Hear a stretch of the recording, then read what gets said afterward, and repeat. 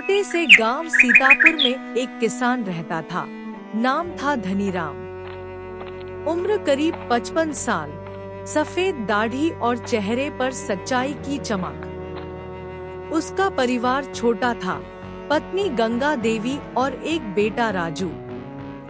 धनीराम गरीब जरूर था, लेकिन दिल से बहुत बड़ा और ईमानदार इंसान था। उसके पास बस 2 एकड़ जमीन थी, जिससे वह जैसे तैसे अपना गुजारा करता था।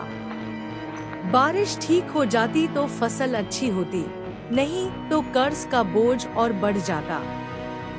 गांव के बाकी किसान अक्सर सरकारी योजना में झूठी रिपोर्ट लगाकर पैसे निकाल लेते थे, लेकिन धनीराम कभी गलत रास्ते पर नहीं चला।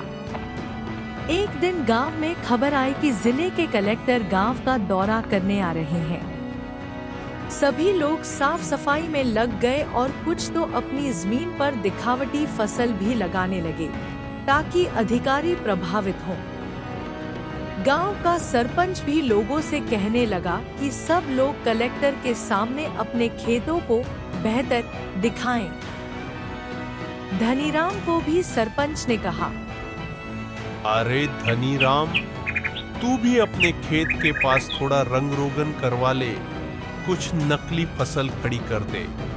अगर अधिकारी खुश हो गए तो सबको मुआवजा मिलेगा। धनीराम ने मुस्कुराते हुए जवाब दिया, सरपंच जी, मैं झूठ नहीं बोल सकता। जो मेरी जमीन की सच्चाई है वही दिखाऊंगा। अगर भगवान चाहेगा तो जो मिलेगा वो भी बहुत होगा। कलेक्टर साहब आए। उन्होंने खेतों का निरीक्षण शुरू किया। कई खेतों में हरे भरे पौधे देखे, लेकिन उन्हें कुछ अजीब सा महसूस हुआ। पौधे बहुत जल्दी बड़े हो गए थे। वे जब धनीराम के खेत पहुँचे, तो वहाँ सूखी जमीन और अधूरी फसल देखी। कलेक्टर रुके और बोले, ये खेत तो बाकी लोगों से अलग है, ये अधूरा क्यों है? धनीराम ने सिर झुकाकर कहा, सरकार से कुछ सहायता नहीं मिली और इस बार बारिश भी कम हुई। मैंने जो बोया वही उगा। आपके आने की खबर बाद में मिली, सो कोई दिखावा नहीं कर सका। कलेक्टर साहब ने गहराई से उसकी बात सुनी और कहा, बाकी खेतों में कुछ तो बनावटी लग रहा था, पर तुम्हारे खेत में सच्चाई है। ईमानदारी से खेती करना आजकल दुर्लभ हो गया है। अगले ही दिन जिला कार्यालय से आदेश आया कि धनीराम को विशेष सहायता दी जाए। जब गांव वालों ने यह देखा तो सब हैरान रह गए। जो लोग दिखावे में लगे थे, उन्हें कुछ नहीं मिला।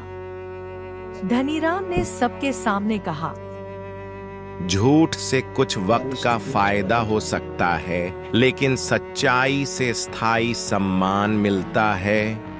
राजू, जो पहले अपने पिता की ईमानदारी से थोड़ा चिढ़ता था, अब गर्व से कहता, मेरे पिता ही मेरे असली हीरो हैं। समय बीता।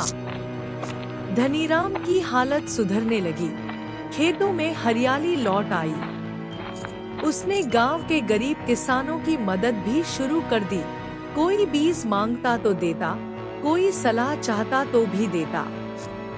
गांव वालों ने धीरे धीरे धनीराम से सीखना शुरू किया कि ईमानदारी ही असली पूंजी है। और धनीराम एक साधारण किसान से गांव का प्रेरणा स्रोत बन गया।